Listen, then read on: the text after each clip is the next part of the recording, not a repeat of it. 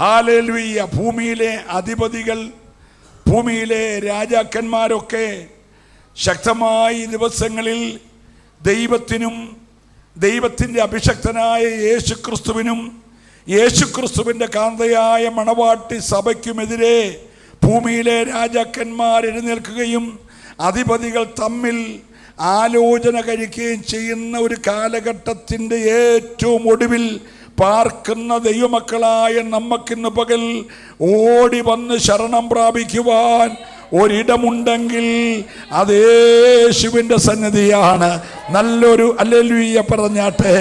രാവിലെ ഹൃദയത്തിൻ്റെ അകത്ത് നിന്ന് ദൈവത്തെ ഒന്ന് സ്തുതിച്ചേ. ഹല്ലേലൂയ.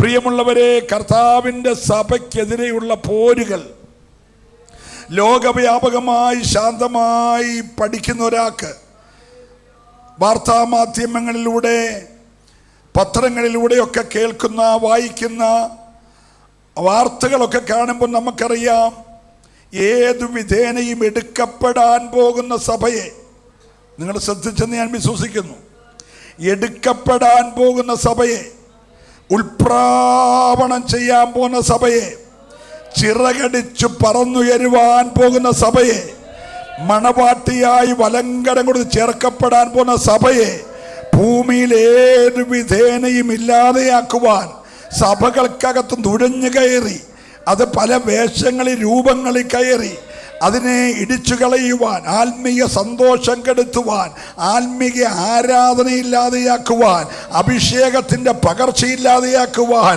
സഭയുടെ ഒരുക്കത്തെ ഇല്ലാതെയാക്കുവാൻ, നിർമ്മലത കളയുവാൻ സകല ശക്തിയോടും ഭൂമിയിലെ രാജാക്കന്മാരും അധിപതികളും അതിൻ്റെ പോരുകളെ ഉയർത്തുമ്പോൾ ഇന്ന് രാവിലെ അവൻ്റെ കെട്ടുകളെ പൊട്ടിച്ച്, ഓ ഹല്ലേലൂയ,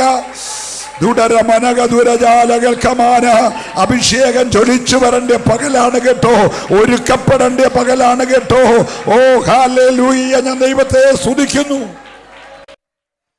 നാം ഒരു വലിയ യാത്രയിലാണ്. നാം ഒരു വലിയ, എല്ലാവരും പറഞ്ഞേ, നമ്മുടെ യാത്ര ഇസ്രായേൽ മക്കൾ മിസ്രയീമിൽ നിന്ന് വാഗ്ദത്ത കനാനിലേക്ക് യാത്ര ചെയ്തതുപോലെ നമ്മുടെ യാത്ര ഈ ഭൂമിയിൽ നിന്നും കർത്താവ് ഒരുക്കുന്ന ഭവനത്തിലേക്കുള്ള യാത്രയാണ്. ഒരു സ്തോത്രം പറഞ്ഞാട്ടെ. നിത്യവീട് ഒന്നുണ്ട്, അവിടെ എത്തി.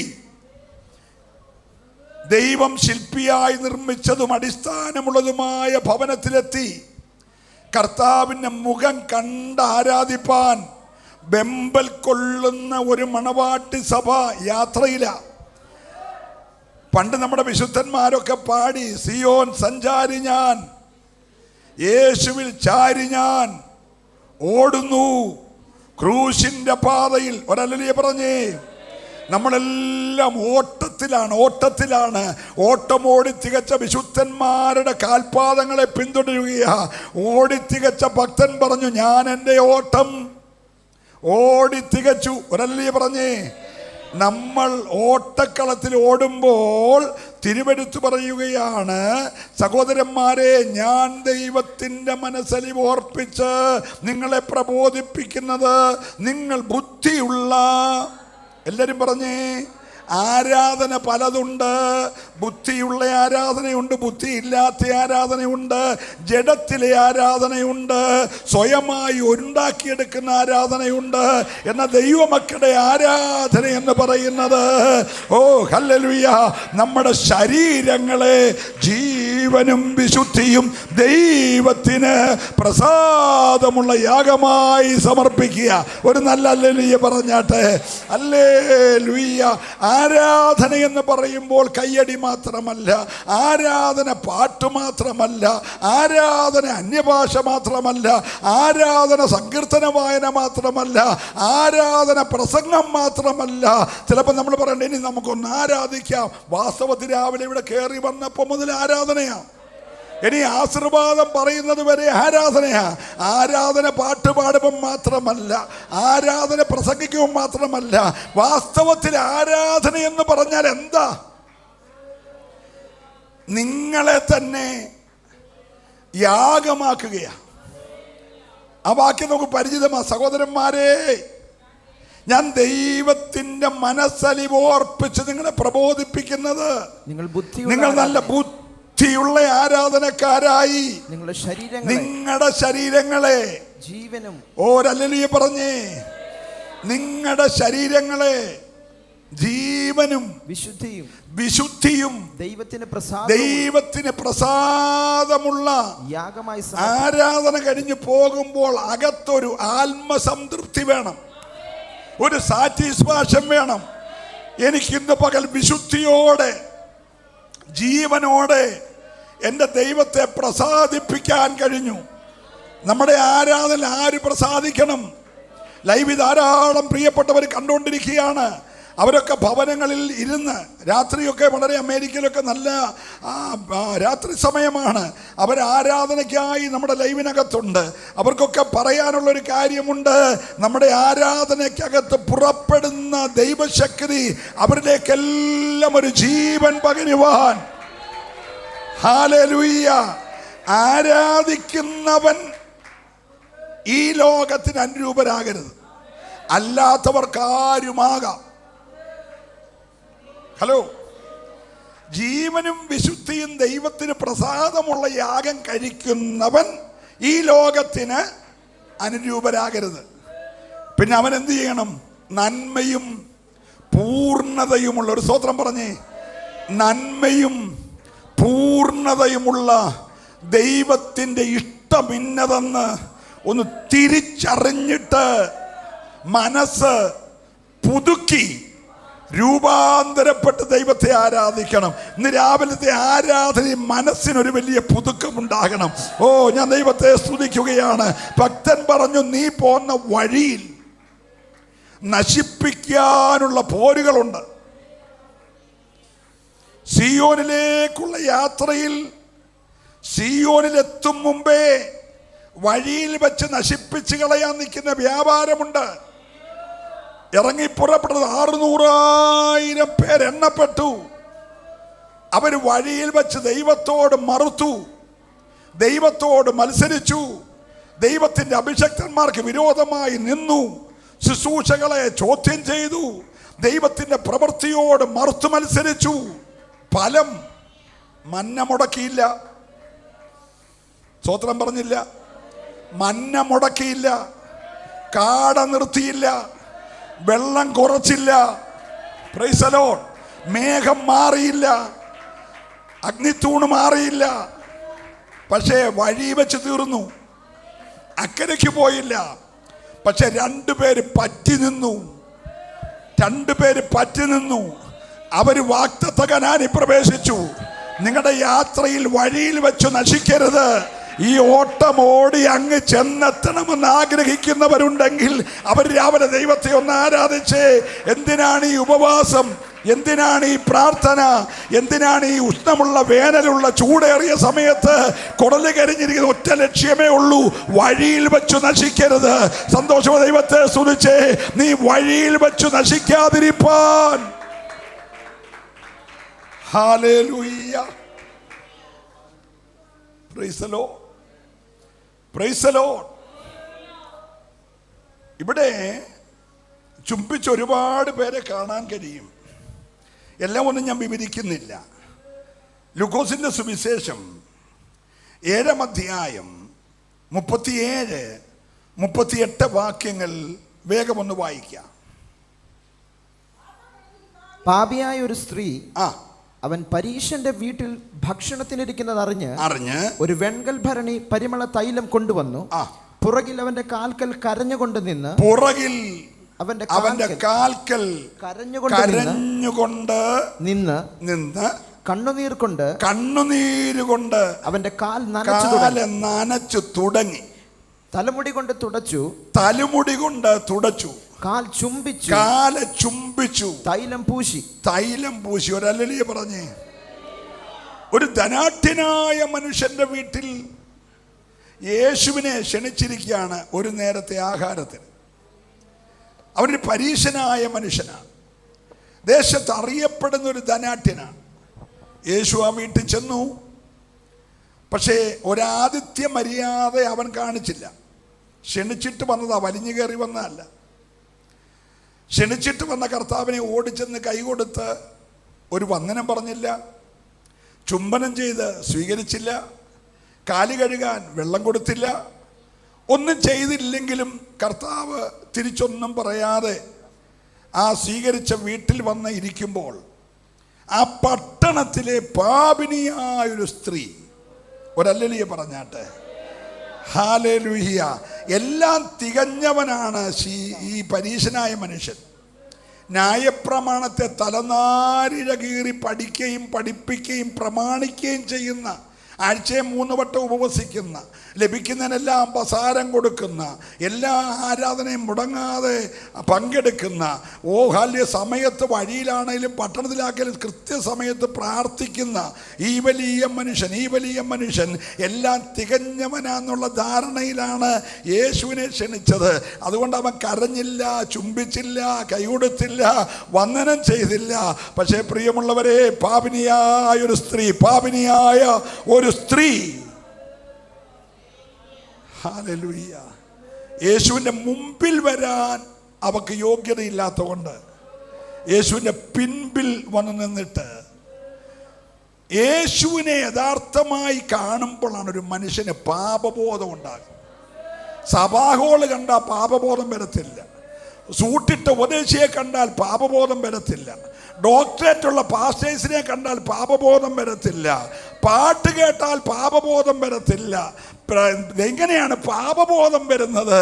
യേശുവിൻ്റെ അടുക്കൽ നീ വരണം. ഈ രാവിലെ വന്നിരിക്കുന്നത് യേശുവിൻ്റെ അടുക്കലാ. നീ ഇവിടെ രാവിലെ വന്നപ്പോൾ യേശു ഇവിടെ ഉണ്ട്.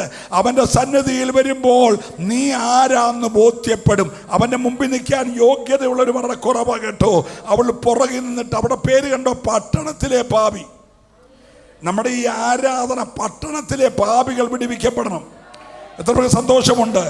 ഈ പട്ടണത്തിൽ ഒത്തിരി പാപികളുണ്ട്. യേശു വെളിപ്പെട്ടാൽ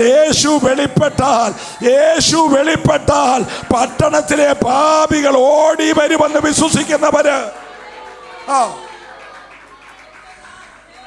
പട്ടണത്തിലെ പാപി യേശു പരീശനായ ശീമോന്റെ വീട്ടിൽ വരുന്നു എന്നറിഞ്ഞിട്ട് ക്ഷണിക്കപ്പെടാത്ത ഒരു വ്യക്തിയായി വന്ന് യേശുവിൻ്റെ പുറകിൽ നിന്നിട്ട് അവിടെ ഉള്ളിൽ വെളിപ്പെട്ട ഇന്നലകളിലെ പാപബോധം കൊണ്ട് അവിടെ അകത്തു നിന്ന് ആഴമായി കരയാൻ തുടങ്ങി.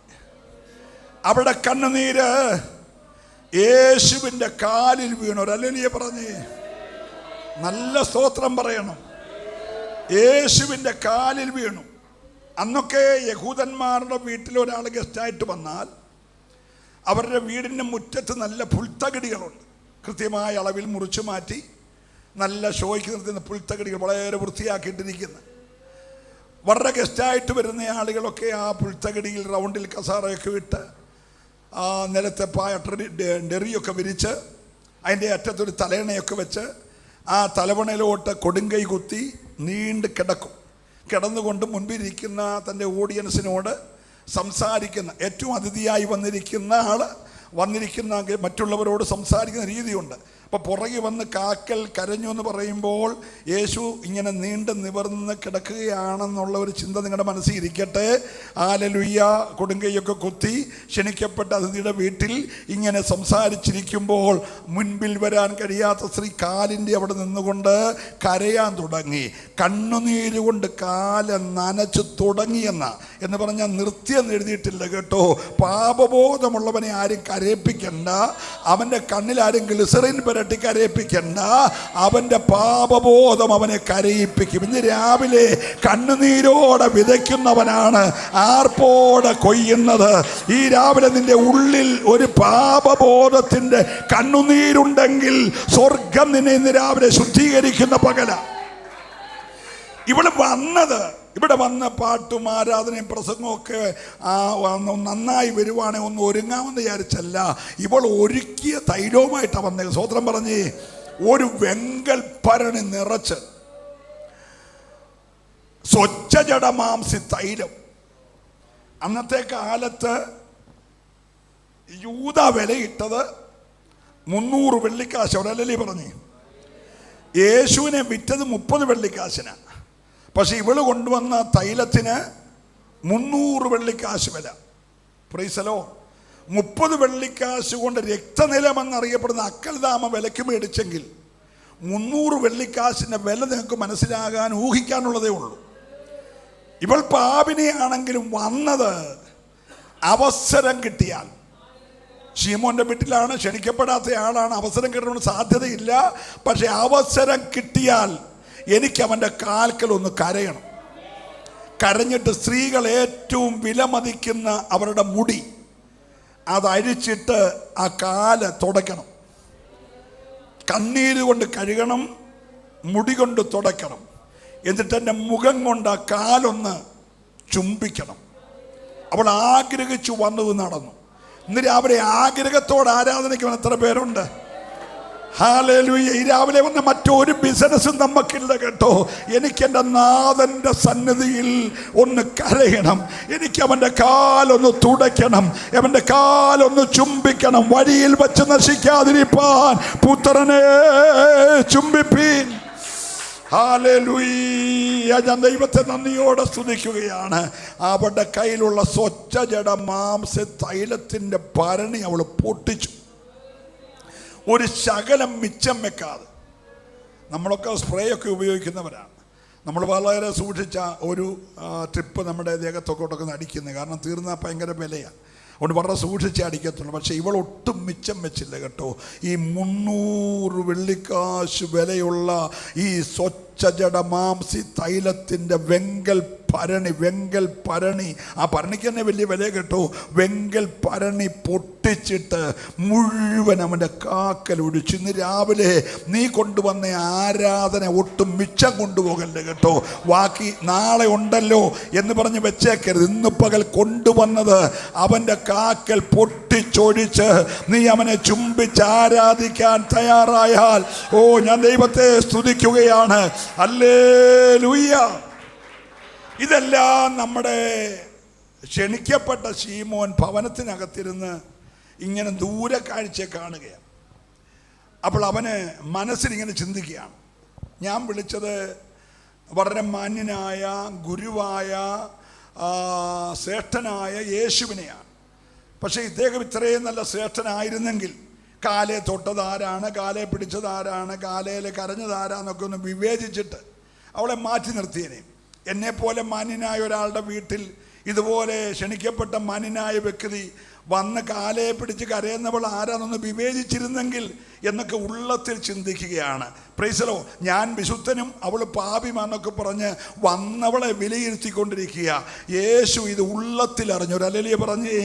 അവൻ ചിന്തിക്കുന്നത് അങ്ങ് അകത്തെ മുറിയിലെ ഹൃദയത്തിലാണ്, പക്ഷെ പുറത്തിരിക്കുന്ന യേശു ഉള്ളത്തിൽ അറിഞ്ഞു. നിന്റെ ഹൃദയത്തിൻ്റെ നിരൂപണങ്ങളെ അറിയുന്ന ഒരു യേശു ഇന്ന് രാവിലെ വന്നിട്ടുണ്ട്. നീ എന്തു വിലയിരുത്തിയാണ് ഇരിക്കുന്നതെന്ന് യേശു നോക്കുകയാണ്. ഒരു നല്ല ഹല്ലേലൂയ പറഞ്ഞേ. ഹല്ലേലൂയ. യേശു ഒരു വിളി വിളിച്ചു, ശീമോനെ. അവൻ വിളി കേട്ടു, ഓടി വന്നു. എടാ, ഞാൻ നിന്റെ വീട്ടിൽ വിളിച്ചിട്ട് വന്നതാ. ഒരു ആതിഥ്യ മര്യാദ നീ കാണിച്ചോ? നീ വന്നിട്ട് എനിക്കൊന്ന് കൈ തന്നോ? നീ എൻ്റെ കാല് കഴുകാൻ വെള്ളം തന്നോ? നീ എന്നെ ഒന്ന് ചുംബിച്ചോ? ഞാൻ നിന്നിൽ നിന്ന് പലത് പ്രതീക്ഷിച്ചു. അത് കർത്താവേ, ഞാൻ അങ്ങയ്ക്ക് തരാനുള്ള ഡിന്നർ ഒരുക്കാൻ വേണ്ടി പല കാര്യങ്ങൾ അവൾ തന്നെയല്ല ഉള്ളൂ. ഞാനിവിടെ നിന്ന് സഹായിക്കുകയായിരുന്നു. കുറേ കാര്യങ്ങളകത്ത് ചെയ്യുകയായിരുന്നു. അവൾ വിളമ്പി വെക്കുന്നതുകൊണ്ട് ഡൈനിങ് ടേബിളിൽ വെക്കുകയായിരുന്നു. പിന്നെ ഞാനിവിടെ കൂടി സലാഡൊക്കെ അരിയുമായിരുന്നു. എന്തെങ്കിലുമൊക്കെ നമ്മുടെ ഇന്നത്തെ കാര്യം പോലാണ് ഒക്കെ ഞാനും കൂടെ ചെയ്യുമായിരുന്നു. അതിനിടയ്ക്ക് സമയം കഴിഞ്ഞാലോ ഉണ്ടല്ലോ, കർത്താവ് ഉണ്ടല്ലോ എന്നൊക്കെ വിചാരിച്ച കർത്താവ് പറഞ്ഞാൽ, കുഞ്ഞ് നിൻ്റെ മീൻകറി കൂട്ടാനും നിൻ്റെ അപ്പം തിന്നാനും അല്ല ഞാൻ വന്നത്, നീ എന്നെ ഒന്ന് സ്വീകരിക്കുന്നത് കാണാനാ. ഒരു സ്വോത്രം ഈ രാവിലെ പറയണം. നമ്മൾ പ്രതീക്ഷിക്കുന്നത് ചെയ്യുന്നത് സ്വീകരിക്കാനല്ല യേശു വന്നത്. യേശു പ്രതീക്ഷിക്കുന്ന ചില കാര്യമുണ്ട്. ഒരല്ലേ പറഞ്ഞേ, ഇന്ന് രാവിലെ എന്നിൽ നിന്ന് നിങ്ങളിൽ നിന്ന് കർത്താവ് ആഗ്രഹിക്കുന്ന ചില കാര്യമുണ്ട്. അത് നീ ചെയ്യുമ്പോൾ ആ കർത്താവ് പ്രസാദിക്കുന്നത്. എത്ര പേര് ആഗ്രഹിക്കുന്നുണ്ട് ഇന്ന് രാവിലെ മറ്റാരെയും എനിക്ക് പ്രസാദിപ്പിക്കണ്ട? ഹല്ലേലൂയ. കർത്താവ് ചോദിച്ചു, ഈ സ്ത്രീയെ നീ കാണുന്നോ? ഈ സ്ത്രീയെ നീ കാണുന്നോ? നീ ചെയ്യണമെന്ന് ഞാൻ ആഗ്രഹിച്ചതെല്ലാം ഇവള് ചെയ്തു. ഒരു ഹല്ലേലൂയ പറയണം. എവിടെയാണ് ദൈവം പ്രസാദിക്കുന്നത്? നീ ചെയ്യണമെന്ന് ഞാൻ ആഗ്രഹിച്ചതെല്ലാം ഈ പാപിയായ സ്ത്രീ ചെയ്തു. അവൾ കണ്ണുനീര് കൊണ്ട് എൻ്റെ കാല് നനച്ചു, തലിമുടി കൊണ്ട് തുടച്ചു, മുഖം കൊണ്ട് എൻ്റെ കാല് ചുംബിച്ചു. അതുകൊണ്ട് അനവധിയായ അവളുടെ പാപങ്ങൾ മോചിച്ചിരിക്കുന്നു. ഒരല്ലേലൂയ പറഞ്ഞാട്ട്. അവൾ വളരെ സ്നേഹിച്ചു. അതുകൊണ്ട് അല്പമല്ല മോചിച്ച് കിട്ടിയത്, അധികം മോചിച്ച് കിട്ടി. രാവിലെ നമ്മൾ ഈ ആരാധിപ്പിക്കേണ്ട ഗതികേട് എന്നാണെന്നറിയാമോ? അല്പം മോചിച്ച് കിട്ടിയവൻ അല്പമേ സ്നേഹിക്കത്തുള്ളൂ, എന്നാൽ അധികം മോചിച്ച് കിട്ടിയവൻ അധികം സ്നേഹിക്കും. ഞാൻ ഈ പ്രായത്തിൽ ഓടി നടന്ന് കർത്താവിനെ ശുശ്രൂഷിക്കാൻ കാരണം ഹല്ലേലൂയ എൻ്റെ പാപങ്ങളുടെ ക്ഷമ വലിയ ക്ഷമയാ കേട്ടോ. ഞാൻ ഈ കേരളത്തിൽ തന്നെ ഉള്ളതിൽ ഹല്ലേലൂയ ഏറ്റവും അധികം ക്ഷമിച്ച് കിട്ടിയ ഒരു മനുഷ്യൻ. ഹല്ലേലൂയ പറഞ്ഞേ. നിങ്ങൾ നല്ല ഹല്ലേലൂയ പറഞ്ഞില്ല. മറ്റ് നിങ്ങൾ ആരെക്കാട്ടിൽ അധികം ക്ഷമിച്ച് കിട്ടിയ പൗലോസിന്റെ ഭാഷയിൽ ആ പാപികളിൽ ഞാൻ ഒന്നാമനായിരുന്നു. പക്ഷെ കർത്താവിന് എന്നോട് കരുണ തോന്നി കേട്ടോ, എന്നോട് ദയ തോന്നി. ഒരു കണ്ണിനും എന്നോട് ദയയില്ലായിരുന്നു. ലോകം എന്നെ വിടക്കെന്നെണ്ണി പുച്ഛിച്ച് തള്ളി വെളിമ്പറമ്പിലെറിഞ്ഞപ്പോൾ തേടി വന്ന് എന്നെ കരുതിയ ഒരു യേശുവുണ്ട്. ആ യേശുവിനെ രാവിലെ നിന്റെ യാത്രയിൽ വഴിയിൽ വെച്ചു നശിക്കാതിരിപ്പാൻ ഒന്ന് ചുംബിക്കാൻ തയ്യാറുള്ള എത്ര പേരുണ്ട് പ്രിയമുള്ളവരെ? ഇന്ന് രാവിലെ നിന്റെ സ്നേഹം മുഴുവൻ ഓ ഹല്ലേലൂയ, ഹല്ലേലൂയ. നമുക്കറിയാം, വീട് വിട്ടുപോയ മകൻ പരദേശവാസം ചെയ്ത് എല്ലാം നശിപ്പിച്ച് വിറ്റ് നാനാവിധമാക്കി പന്നിക്കൂട്ടിൽ അഭയം പ്രാപിച്ചു. പക്ഷെ അവന് സുബോധം വന്നപ്പോൾ അവൻ അപ്പൻ്റെ വീടിനെ കുറിച്ച് ഓർത്തിട്ട് അവൻ അപ്പൻ്റെ വീട്ടിലേക്ക് മടങ്ങി വന്നു. ദൂരവേ അവനെ കണ്ട അപ്പൻ, ഒരല്ലേലൂയ പറയണം. ഇന്ന് പകലും ദൂരവേ നിന്നെ നോക്കുന്നൊരുത്തനുണ്ട്. വഴിയാത്രയിൽ നശിക്കാതിരിപ്പാൻ നിന്നെ ശ്രദ്ധിക്കുന്ന ഒരു കർത്താവുണ്ട്. ആ അപ്പൻ ഓടി വന്നിട്ട് അവൻ്റെ നാറ്റം നോക്കാതെ, വന്ന സ്ഥലം നോക്കാതെ, ചെയ്ത പാപം നോക്കാതെ മടങ്ങി വന്നവനെ കെട്ടിപ്പിടിച്ച് രണ്ട് കവിളി ചുംബിച്ചെങ്കിൽ ഇന്ന് രാവിലെ പ്രിയമുള്ളവരെ, നിന്നെ സ്വീകരിപ്പാൻ തയ്യാറുള്ള ഒരു നല്ല അപ്പൻ ഇവിടെ വന്നിട്ടുണ്ട്. എത്ര പേര് വിശ്വസിക്കുന്നുണ്ട്? ഇന്നലകളിലെ കഴിഞ്ഞകാല പാപങ്ങളെ ഓർക്കാതെ, കഴിഞ്ഞകാല പരാജയങ്ങളെ ഓർക്കാതെ, കഴിഞ്ഞകാല വീഴ്ചകളെ ഓർക്കാതെ നിന്നെ വീണ്ടും തിരികെ സ്നേഹിച്ച് സ്വീകരിക്കുന്ന ഒരു നല്ല അപ്പൻ ഇവിടെ ഉണ്ട്. വിശ്വസിക്കുന്നവര് മാത്രം ഇന്ന് രാവിലെ ആലിയ കരമടിച്ച് ദൈവത്തെ ഒന്ന് ആരാധിച്ചേ. ഹല്ലേലൂയ. ഞാൻ വിവരിക്കുന്നില്ല. നിങ്ങൾ ഉൽപ്പത്തി പുസ്തകം 45-ാം അധ്യായത്തിന്റെ 14-15 വാക്യം ഒന്ന് വായിച്ചേ. അവൻ തന്റെ അനുജൻ ബെന്യാമീനെ കെട്ടിപ്പിടിച്ചു കരഞ്ഞു. ബെന്യാമീൻ അവനെയും കെട്ടിപ്പിടിച്ചു കരഞ്ഞു. അവൻ സഹോദരന്മാരെയൊക്കെയും ചുംബിച്ചു. ചുംബിച്ചു കെട്ടിപ്പിടിച്ചു കരഞ്ഞു. അതിന്റെ ശേഷം സഹോദരന്മാർ അവനുമായി സല്ലാപിച്ചു. അതിനുശേഷം സഹോദരന്മാർ അവനുമായി സല്ലാപിച്ചു. ഇവിടെ ഒന്ന് ശ്രദ്ധിച്ചേ, വായിച്ചുകൊണ്ടിരിക്കാതെ. ഏറെ പരിചിതമായൊരു വേദഭാഗം. അപ്പൻ മക്കളെ അന്വേഷിക്കാൻ വേണ്ടി വിട്ടതാണ് യോസപ്പന്. ആ യാത്ര പിന്നീട് യോസഫ് മടങ്ങി വന്നില്ല. അവൻ വസ്ത്രാക്ഷേപം സംഭവിക്കുന്നു, പൊട്ടക്കിണറ്റിൽ വീഴുന്നു, അടിമ വ്യാപാരികൾക്ക് വിൽക്കപ്പെടുന്നു, പൊത്തിപ്പേറിൻ്റെ വീട്ടിൽ ചെല്ലുന്നു, അവിടെ വെച്ച് അധിക്ഷേപിക്കപ്പെടുന്നു, അവിടെ വസ്ത്രം നഷ്ടപ്പെടുന്നു, കാരാഗ്രഹത്തിൽ അടയ്ക്കപ്പെടുന്നു. ദീർഘമായ 13 വർഷങ്ങൾ ഇരുണ്ട കാലഘട്ടമായി. സഹോദരന്മാർക്കോ അപ്പനോ അമ്മയ്ക്കോ ആർക്കും ഇവൻ വിടാന്നറിയത്തില്ലാത്തൊരു ഇരുണ്ട കാലഘട്ടം. യോസഫ് ഇല്ലെന്ന് എല്ലാവരും വിശ്വസിച്ചൊരു കാലഘട്ടം. പക്ഷേ 13 വർഷം കഴിഞ്ഞപ്പോൾ 17-ാമത്തെ വയസ്സിൽ കഷ്ടത ആരംഭിച്ച ഭക്തന് 30-ാമത്തെ വയസ്സിൽ കഷ്ടത തീർന്നു. ഒരു ഹല്ലേലൂയ പറയണം. ഇന്ന് പകൽ ആരോടോ ദൈവം പറയുന്നത്, എന്നും കഷ്ടതയില്ല, കഷ്ടതയ്ക്കൊരു സമയം നിശ്ചയിച്ചിട്ടുണ്ട്. വിശ്വസിക്കുന്നവരെ ആരാധിക്കാവുള്ളൂ. എന്നും നീ കഷ്ടത അനുഭവിക്കത്തില്ല, എന്നും നിന്നെ അനുഭവിക്കത്തില്ല, എന്നും ഒറ്റപ്പെടത്തില്ല, എന്നും അപമാനിക്കപ്പെടത്തില്ല. നിന്നെ ആദരിക്കുന്ന ഒരു ദിവസമുണ്ട്. വിശ്വസിക്കുന്നവർ ദൈവത്തെ ആരാധിച്ചാട്ടെ. ഹല്ലേലൂയ. ആ സമയത്തിൻ്റെ പേര് ദൈവത്തിൻ്റെ സമയമാകട്ടോ. ഇങ്ങനെ സങ്കീർത്തനക്കാരൻ പറഞ്ഞ യോസഫിൻ്റെ ശോധനാകാലം തികഞ്ഞപ്പോൾ, അത് 2026 മാർച്ച് മാസം 22 വരെ ആണെങ്കിൽ 23 പറയുന്നത് രാജാവാളയക്കും, യോസഫിനെ വരുത്തും, കാരാഗ്രഹ വസ്ത്രം മാറ്റും. ഒരു സ്തോത്രം പറയണം. എന്നിട്ട് അവനെ രാജാവിൻ്റെ വസ്ത്രം ധരിപ്പിച്ചു, അവനെ മന്ത്രിയാക്കി, അവനെ ദേശത്ത് മാനിച്ചു. രാജാവ് ഒരു കൽപ്പന പുറപ്പെടുവിച്ചു. ഒരു ഹല്ലേലൂയ പറയണം. 13 വർഷം കാരാഗ്രഹത്തിൽ മുട്ടുകുത്തിയവൻ അപ്പൻ്റെ വീട്ടിൽ വെച്ച് മുട്ടുകുത്തി സ്വപ്നം പ്രാപിച്ചു. പൊട്ടക്കൻ്റെ വീണം മുട്ടുകുത്തി പറഞ്ഞ് എന്നെ കൊല്ലരുതേ എന്ന് സഹോദരന്മാരുടെ കേണപേക്ഷിച്ചു. പൊത്തിപ്പേറിൻ്റെ വീട്ടിൽ ചെന്നവൻ പറഞ്ഞു, നിന്നെ ഒഴിച്ചു ബാക്കി കാര്യങ്ങൾ എന്നെ ഏൽപ്പിച്ചിട്ടുള്ളൂ, എന്നെ കാണുന്നൊരു ദൈവമുണ്ടെന്ന് പറഞ്ഞ് അവിടെ മുട്ടുകുത്തി. കാരാഗ്രഹത്തിൽ 13 വർഷം മുട്ടുകുത്തി. ഒരല്ലേ പറഞ്ഞേ, മുട്ടുകുത്തിയവനെ കുറിച്ച് രാജാവ് ഒരു കൽപ്പന. ഇവിടെയുള്ള സകല ജനങ്ങളും ജോസഫിന്റെ മുമ്പിൽ 13 വർഷം മുട്ടുകുത്തി കരഞ്ഞവനോട് രാജാവ് കൽപ്പനയിട്ടു, ഇവിടെയുള്ള സകല മനുഷ്യരും ജോസഫിന്റെ മുമ്പിൽ മുട്ടുകുത്തണം. ഒരല്ലേ പറഞ്ഞേ, നിന്നെ മുട്ടുകുത്തിക്കാൻ നോക്കിയ സഹോദരന്മാർ ഉൾപ്പെടെ നിന്റെ മുമ്പിൽ മുട്ടുകുത്തുന്ന ഒരു ദിവസമുണ്ടെന്ന് പ്രാർത്ഥിക്കുന്നവനോട് രാവിലെ ദൈവാത്മാവ് ദൂത് കൈമാറുകയാ. ഏറ്റെടുക്കുന്നവരെ ആരാധിക്കാവുള്ളൂ. അപമാനിച്ചവനും വസ്ത്രമുരിഞ്ഞെടുത്തവനും ഹല്ലേലൂയ.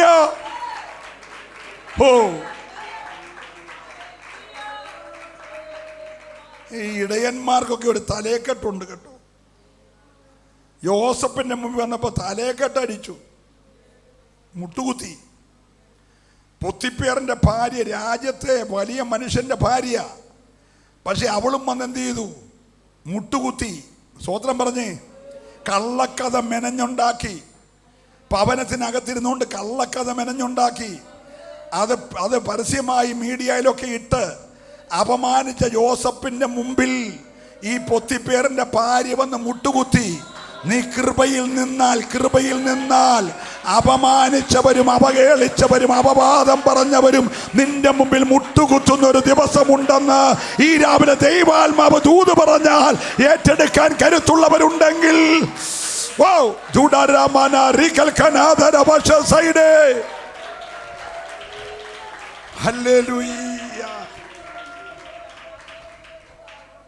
പിന്നത്തെ കഥ നമുക്കറിയാം. 7 വർഷം സമ്പന്നത, 7 വർഷം ദാരിദ്ര്യം. സമ്പന്ന കാലത്ത് സമ്പന്ന ഭരണികളെല്ലാം നിറച്ച് യോസഫ് എല്ലാ പട്ടണത്തിലും പാണ്ഡികശാലകൾ പണിതു. അല്ലേ പറഞ്ഞേ, നമ്മൾ റാന്നി പട്ടണത്തിൽ ഒരു പാണ്ഡികശാല പണിതുകൊണ്ടിരിക്കുക.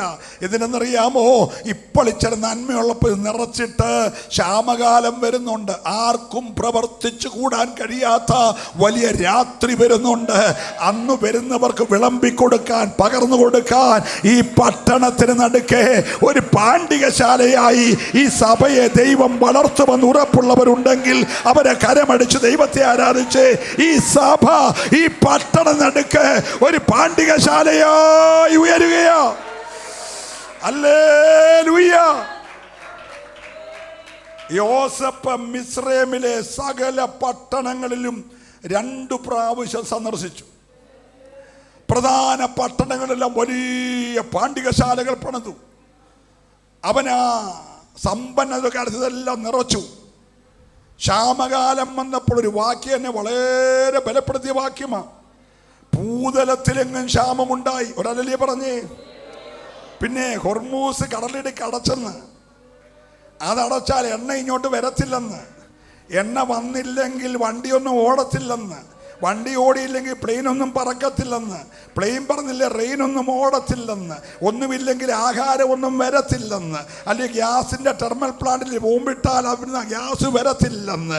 അങ്ങനെ അധാർമികമായിട്ടുള്ള ക്ഷാമങ്ങൾ ഉണ്ടാകും. ഭൂമിയിലെ അധിപതികളും രാജാക്കന്മാരും എല്ലാം കൂടെ ചേർന്ന് പല പദ്ധതി ഒരുക്കുമ്പോൾ നീ പ്രതീക്ഷിക്കാത്ത ക്ഷാമങ്ങൾ വരാൻ പോകുകയാ. പക്ഷെ പേടിക്കണ്ട, ക്ഷാമത്തിൽ പട്ടണത്തിന് നടുക്ക് ഒരു പാണ്ഡികശാല ദൈവം ഉയർത്തിയിട്ടുണ്ടെങ്കിൽ നിന്റെ പാത്രങ്ങളെ നിറയ്ക്കാൻ കഴിയുന്ന ഞാൻ ദൈവത്തെ സ്തുതിക്കുന്നു. ശ്രദ്ധിക്കണേ പ്രിയമുള്ളവരെ, ആ വാക്യം എനിക്ക് ഇപ്പോഴും അങ്ങോട്ട് മനസ്സിലാകുന്നില്ല. ഭൂതലത്തിലുള്ള സകല ആളുകൾക്ക് ക്ഷാമമുണ്ടായി, എല്ലാവരും മിസ്രയീമിൽ ധാന്യമുണ്ടെന്ന് കേട്ടു. അവിടെ വന്നു, എല്ലാവർക്കും യോസഫാണ് ധാന്യം കൊടുത്തത്. അതെങ്ങനെ നടക്കാനാ? എൻ്റെ ഈ കൊച്ചു ബുദ്ധിക്കകത്ത് ഇതുവരെയും പിടികിട്ടിട്ടില്ല. നിങ്ങൾക്ക് പിടികിട്ടിയാൽ പറയണം. നമുക്ക് ചെത്തോങ്കര റേഷ്യൻ കടയുണ്ട്, മന്നമരുതി റേഷ്യൻ കടയുണ്ട്, റാന്നി 3 റേഷ്യൻ കടയുണ്ട്, പിന്നെ മുക്കാലുമണി റേഷ്യൻ കടയുണ്ട്, പിന്നെ പോകുന്നിടത്തെല്ലാം റേഷ്യൻ കടയുണ്ട്. ഇവരെല്ലാം കൂടെ അളന്നിട്ട് നമ്മുടെ നാട്ടിൽ എല്ലാവർക്കും റേഷ്യൻ കിട്ടുന്നില്ല. ഇത് ഭൂതലത്തിൽ മൊത്തം ക്ഷാമം വന്നപ്പോൾ റേഷ്യൻ കടക്കാർ അരി കൊടുത്തെന്നല്ല പറഞ്ഞത്, നമ്മുടെ ഗവൺമെൻറ് കിറ്റ് കൊടുത്തെന്നല്ല, എല്ലാവർക്കും. ബാക്കി പറഞ്ഞേ, ജോസഫ് തന്നെയാണ്. ആരാണോ പാണ്ഡികശാല നിറച്ചത് അവനാണ് അളന്നു കൊടുത്തതെങ്കിൽ ഇന്ന് പകൽക്കാലം മുഖം നോക്കാതെ പേഴ്സണാലിറ്റി നോക്കാതെ കുടുംബമഹിമ നോക്കാതെ നിനക്ക് അളന്നു തരുന്ന ഒരു നല്ല യോസഫ് ഇവിടെയുണ്ട്. ഓ ഹല്ലേലൂയ. അങ്ങനെ ധാന്യമുണ്ടെന്ന് കേട്ടിട്ട് ഈ 10 സഹോദരന്മാരും യോസഫ് പറഞ്ഞതുകൊണ്ട് ബെന്യാമീനെയും കൂട്ടിക്കൊണ്ട് ചെന്നപ്പോൾ യോസഫ് ബെന്യാമീനെ കെട്ടിപ്പിടിച്ച് പൊട്ടിക്കരഞ്ഞു. സഹോദരന്മാരെ എല്ലാം ചുംബിച്ചു. ഒരല്ലേ പറഞ്ഞേ? ഇനി ഒരു നിമിഷം എന്നെ ശ്രദ്ധിച്ചേ. ഇതിനകത്ത് ഈ 10 എണ്ണത്തിനെ ചുംബിക്കാൻ കൊള്ളാമോ? പറ. ഇല്ല. പക്ഷേ കൃപയുള്ളവൻ പറയുകയാണ്, കൃപയുള്ളവൻ പറയാണ്, സഹോദരന്മാരെ ഭയപ്പെടേണ്ട, എനിക്ക് നിങ്ങളോട് പ്രയാസമൊന്നുമില്ല. ഇങ്ങനൊരു കാലത്ത് നിങ്ങളെ സഹായിപ്പാൻ ദൈവം ചെയ്ത ഇതെല്ലാം, അതുകൊണ്ട് എനിക്ക് യാതൊരു പ്രയാസമില്ല എന്ന് പറഞ്ഞ് കെട്ടിപ്പിടിച്ച് എന്ത് ചെയ്തു? നല്ല സ്തോത്രം പറഞ്ഞേ. ഇന്ന് പകൽക്കാലം ആരാധനയ്ക്കിരിക്കുമ്പോൾ ചുംബിക്കണമെങ്കിൽ അകത്തുള്ളതെല്ലാം ഒന്ന് ക്ഷമിച്ചിട്ട് കെട്ടിപ്പിടിച്ചൊന്ന് ചുംബിക്കാൻ രൂത്ത് നവോമിയോട് പറ്റി നിന്നതുപോലെ ഞാൻ ദൈവത്തെ സ്തുതിക്കുകയാണ്. ഇസഹാക്ക് യാക്കോബിനെ അനുഗ്രഹിച്ച് ചുംബിച്ചതുപോലെ ഞാൻ ദൈവത്തെ സ്തുതിക്കുന്നു.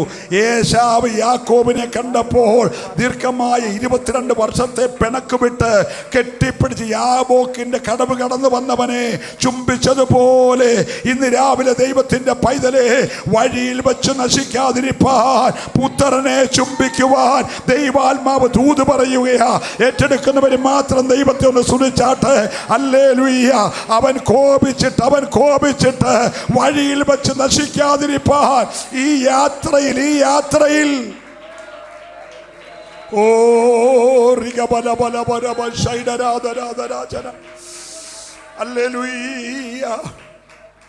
ഈ ദിവസങ്ങൾ ഒരാളെ ചുംബിക്കണമെങ്കിൽ ചുംബിക്കപ്പെടുന്ന ആളുകൾ തമ്മിൽ അടുത്തു വരണം. ദൈവം പറഞ്ഞു, നീ ദൈവത്തോട് അടുത്തു വാ, എന്നാൽ അവൻ നിങ്ങളോട് പറയെല്ലാരും അടുത്തു വരും. എപ്പോഴാ അടുത്തു വരുന്നേ? നീ അടുത്തു വരുവാണെങ്കിൽ ഞാൻ എന്ത് ചെയ്യും? ഹലോ. അപ്പൊ ഈ ദിവസങ്ങളിലെ പ്രാർത്ഥന ഏതെങ്കിലും ഭൗമികമായ കാര്യസാധ്യങ്ങൾക്ക് വേണ്ടിയല്ല. ഏക ലക്ഷ്യം ഒന്ന് അടുത്തു വരണം. അടുത്തു വരുന്നവനെ പ്രശ്നമുള്ളൂ.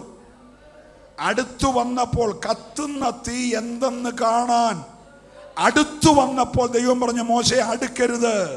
ഒരല്ലേ പറഞ്ഞേ? അടുക്കുന്നവനെ വ്യവസ്ഥയുള്ളൂ, അടുക്കാത്തവന് വ്യവസ്ഥയില്ല. അടുത്തു വന്നപ്പോൾ പറഞ്ഞു, മോശെ അടുക്കരുത്. നിൽക്കുന്ന സ്ഥലം പറയെല്ലാരും വിശുദ്ധമാണ്. അടുക്കണമെങ്കിൽ നീ കഴിഞ്ഞ 80 വർഷം നടന്ന ചെരിപ്പൂരണം. നിനക്ക് ബോധിച്ച വഴിയെല്ലാം നടന്നില്ലേ? ആ ചെരിപ്പഴിച്ചു കളയണം. നിന്റെ ഏതാണ്ട് കായബലമെന്ന് കാണിച്ചൊരു വടി കയ്യിലില്ലേ? അതിടണം താഴെ. സ്തോത്രം പറഞ്ഞേ. അടുത്ത് വന്നില്ലെങ്കിൽ ഒന്നും താഴെ ഇടുകയും വേണ്ട, കാലിലെ ചെരുപ്പ് അഴിക്കുകയും വേണ്ട. പക്ഷെ അടുത്തു വരുന്നവൻ ഒരു ശുദ്ധീകരണം വേണം. എന്നിട്ട് നീ ഇങ്ങനെ ആ പരിശുദ്ധ കൈ എന്നൊക്കെ പറഞ്ഞ് വെച്ചോണ്ടിരിക്കുന്ന കൈയുണ്ടല്ലോ, നിന്റെ സ്വന്തം മാർവിടത്തിലോടൊന്ന് ഇടണം. ഇടുമ്പോഴേ നിന്റെ കയ്യിലെ കുട്ടം എന്നാന്നറിയത്തുള്ളൂ. ഒരു നല്ല അല്ലേ പറഞ്ഞേ, അടുക്കുന്നവന് കൈക്ക് ശുദ്ധീകരണം വേണ്ടത്. അടിച്ചാരാധിക്കുന്ന കൈ നീ നോക്കണം, കടന്നു വരുന്ന കാല് നീ നോക്കണം. സന്തോഷമുള്ളവർ ദൈവത്തെ സ്തുതിച്ചാരാധിക്കേ. വിശുദ്ധിയിൽ ഭയങ്കരനായ ദൈവത്തെ ആരാധിക്കുന്നവന്റെ അകത്തൊരു വിശുദ്ധി വരണം. Hallelujah, hallelujah. ദാവീദ് പോയി ഒളിച്ചിരുന്നു. യോനാഥാൻ പറഞ്ഞു, ഞാൻ അമ്പെയ്യും. അമ്പെയ്യുമ്പോൾ ഇടത്തും വലത്തും ഓരോ അമ്പ് വന്ന് വീഴും. ഞാൻ ആ അമ്പ് എവിടെ വീണെന്ന് ചോദിക്കുമ്പോൾ എയ്തവൻ പറയും, ഒന്ന് ഇടത്തും ഒന്ന് വലത്തും വീണെന്ന്. അപ്പോൾ നീ ഗ്രഹിച്ചോണം യോനാഥാൻ അടുക്കലുണ്ടെന്ന്, ഒരടയാളം. അത് കഴിഞ്ഞപ്പോൾ യോനാഥാനും അവനും കണ്ടുമുട്ടിക്കഴിഞ്ഞപ്പോൾ നമ്മുടെ ഇന്നത്തെ രീതിയിൽ ഒരു പ്രൈസിലോട് പറയാന്നിരിക്കട്ടെ, കൈ കൊടുക്കാൻ ഞാൻ ദാവീദ് പറഞ്ഞ് കൈ തരാൻ വരട്ടെ. അങ്ങനെ ചാടി കയറി കൈയൊന്നും പിടിച്ചിട്ട് കാര്യമില്ല. അകത്ത് സ്നേഹമില്ലാതെ കൈ കൊടുക്കരുത്, അകത്ത് പക വെച്ചവന് കൈ കൊടുക്കരുത്. നിന്റെ കൈയുടെ ചീത്തയാകും. ദാവീദ് ചോദിച്ചു, യോനാഥാനെ കൈ തരാം, നിന്റെ ഹൃദയം എൻ്റെ ഹൃദയത്തോട് പറ്റിയിരിക്കുന്നെങ്കിൽ കൈ തന്നാ മതി. അല്ലല്ലേ പറഞ്ഞേ, ആരാധനയ്ക്ക് വരുന്നവൻ ചുംബനം ചെയ്യും മുമ്പേ ഹൃദയങ്ങൾ തമ്മിലൊന്ന് പറ്റണം കേട്ടോ. ഒരു സ്തോത്രം പറഞ്ഞേ. അകത്തളങ്ങളിൽ ഒരു വിശുദ്ധിയോടെ തമ്മി ചേരാൻ മനസ്സുള്ളവരാണ് കൈ കൊടുക്കുന്നത്. ഓ, യോനാഥാൻ കൈ കൊടുത്തു, ദാവീദ് കൈ പിടിച്ചു, കെട്ടിപ്പിടിച്ച് ചുംബിച്ചിട്ട് അവരൊന്നിച്ച് ദൈവത്തെ മഹത്വപ്പെടുത്തി കരഞ്ഞു. ഒരല്ലേ പറഞ്ഞേ, അവർ തമ്മിൽ ചുംബനം ചെയ്തു. 1 ശമൂവേൽ 20:41 വാക്യമാകട്ടെ. ഒന്ന് വായിച്ചേര്, സമയം ഓടിപ്പോന്നല്ലോ. ഒറ്റ വാക്യം വായിച്ച് അവസാനിപ്പിക്കാം. 1 ശമൂവേൽ.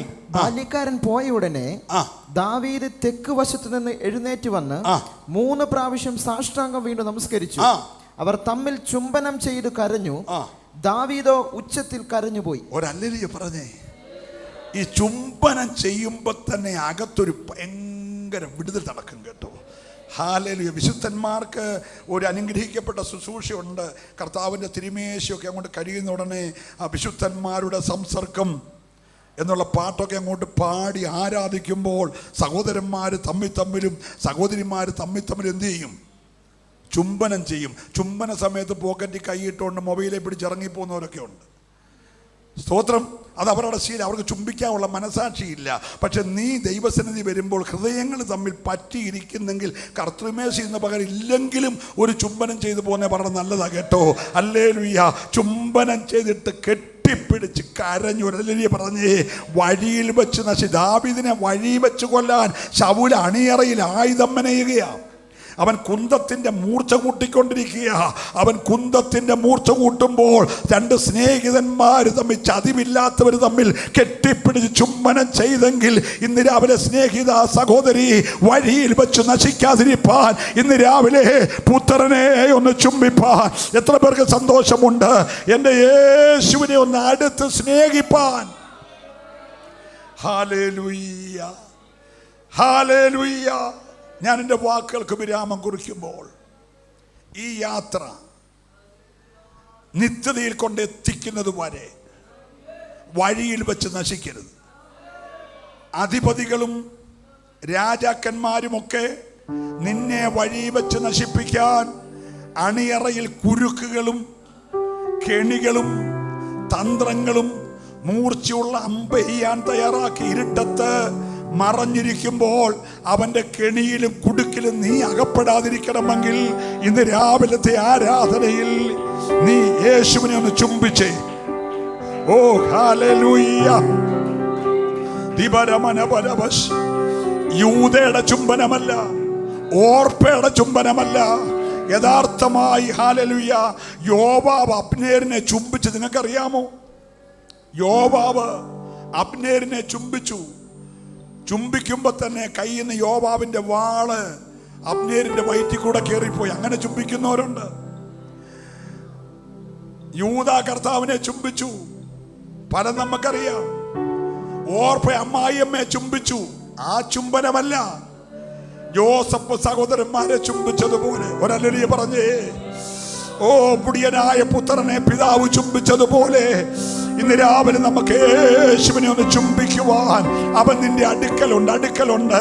അപ്പാ എന്ന് വിളിക്കുന്ന ഒരു മകൻ, മകനെ എന്ന് വിളിക്കുന്ന ഒരു അപ്പൻ കെട്ടിപ്പിടിച്ച് ചുംബിക്കുന്നത് പോലെ ഇന്ന് രാവിലെ നിന്റെ ഹൃദയങ്ങൾ ദൈവവുമായി ഒന്ന് ചേർന്ന് ഒരാരാധനയ്ക്കായി നമ്മെ ഏൽപ്പിക്കുക. ദൈവസന്നിധാനം നമ്മളെ സമർപ്പിക്കുക. ഒരു നിമിഷം എല്ലാവരും ഒന്ന് എഴുന്നേറ്റ് നിങ്ങൾക്ക് വേണ്ടി പ്രാർത്ഥിക്കുവാൻ ഈ ഉപവാസത്തിന് 15ാമത്തെ പകൽ എൻ്റെ ഉള്ളത്തിൽ വലിയ നിയോഗമുണ്ട്. നമുക്കൊരു നിമിഷം ഒരുമിച്ച് പ്രാർത്ഥിക്കാം. അക്കരങ്ങൾ രണ്ടും ഒന്ന് ഉയർത്തിപ്പിടിക്കുമോ? അതിനുശേഷം പാടി നമുക്ക് ആരാധിച്ചു വേണം ഇവിടെ പിരിയുവാൻ. എല്ലാവരുടെയും 2 കരങ്ങൾ ആ പാദത്തിൽ വീണെന്ന് കരഞ്ഞ് ആ വിലയേറിയ സ്വച്ഛജടമാംസി തൈലത്തിന്റെ ഭരണി ഒന്ന് പൊട്ടിച്ച് അവന്റെ കാൽക്കൽ ഒന്ന് ഒഴിച്ച് ആ മുഖം കൊണ്ടൊന്ന് ചുംബിച്ച് നിന്റെ നിരവധിയായ പാപങ്ങൾ മോചിച്ചു കിട്ടട്ടെ. നിരാവരെ ഒരു കഴുകൽ ഞാൻ കാണുകയാണ്. കാൽവറിയിൽ ചൊരിഞ്ഞ പുണ്യാക രക്തം കൊണ്ട് ഇതിനകത്തളങ്ങളിൽ ഒരു ശുദ്ധീകരണത്തിന്റെ കഴുകൽ, ഒരു വിടുതലിന്റെ കഴുകൽ. നഷ്ടപ്പെട്ട അവകാശമെല്ലാം അപ്പൻ നിനക്ക് മടക്കി തരാൻ പോകുകയാണ്. കാലെ ചെരുപ്പ് തരാൻ പോകുന്നു, കയ്യിൽ മോതിരം തരാൻ പോകുന്നു, വിശേഷ വസ്ത്രം ധരിപ്പിക്കാൻ പോകുന്നു, തടിച്ച കാളയേറത്ത് അകത്തൊരു ഉത്സവത്തിന്റെ പ്രതീതി. ഈ മടക്ക യാത്ര ഇതിന്റെ ഭവനത്തിന്റെ ഉള്ളിൽ ഒരു ഉത്സവത്തിന്റെ പ്രതീതി ദൈവം തരാൻ പോകുകയാണ്. ഹല്ലേലൂയ. നല്ല കർത്താവേ, ഒത്തിരി ആഗ്രഹത്തോടെ ഒത്തിരി പ്രതീക്ഷയോടെ നിന്റെ സന്നിധാനം കടന്നു വന്ന ഈ വിലപ്പെട്ട ദൈവഭൃത്യന്മാരെ, സഹോദരന്മാരെ, ഞങ്ങളുടെ വിലപ്പെട്ട സഹോദരിമാരെ, ലൈവ് ഞങ്ങളെ കാണുന്നവരെ യേശുക്രിസ്തുവിന്റെ നാമത്തിൽ ഞങ്ങൾ ഇന്ന് രാവിലെ അനുഗ്രഹിക്കുകയാണ്. ഇവർ ഒരു അനുഗ്രഹമായി മാറട്ടെ. രോഗങ്ങളുടെ കെട്ടുകൾ അഴിഞ്ഞു മാറട്ടെ, ശാപങ്ങളുടെ കെട്ടുകൾ അഴിഞ്ഞു മാറട്ടെ, ശത്രു വരുത്തിയ കേടുപാടുകൾ മാറട്ടെ. എല്ലാ കുടുംബത്തിലും ജയത്തിന്റെയും ഉല്ലാസത്തിന്റെയും ഘോഷം നിറയുവാൻ. ഹല്ലേലൂയ. പിന്നെ അവൻ അവരുമായി സല്ലപിച്ചു എന്ന് വായിക്കുന്ന പോലെ ഇന്ന് ഞങ്ങൾ ഒന്നിച്ച് കർത്താവുമായി ഒന്ന് സല്ലപിക്കുവാൻ, ജോസഫ് സഹോദരന്മാര് സല്ലപിച്ചതുപോലെ യേശുവുമായി ഞങ്ങളുടെ കൂടാരങ്ങളിൽ ഒന്ന് സല്ലപിക്കുന്ന പകലായിരിക്കാൻ ദൈവം സഹായിക്കണം. അടിയന്റെ മേൽ അങ്ങ് പകർന്നിരിക്കുന്ന അഭിഷേകത്തിന്റെ അധികാരത്തിൽ ഈ നിന്റെ മക്കളെ പിതാവിന്റെ പുത്രന്റെ പരിശുദ്ധാത്മാവിന്റെ നാമത്തിൽ ഞാൻ അനുഗ്രഹിക്കുകയാണ്. ഇവർ ഒരു അനുഗ്രഹമായി തീരട്ടെ യേശുവിൻ നാമത്തിൽ തന്നെ.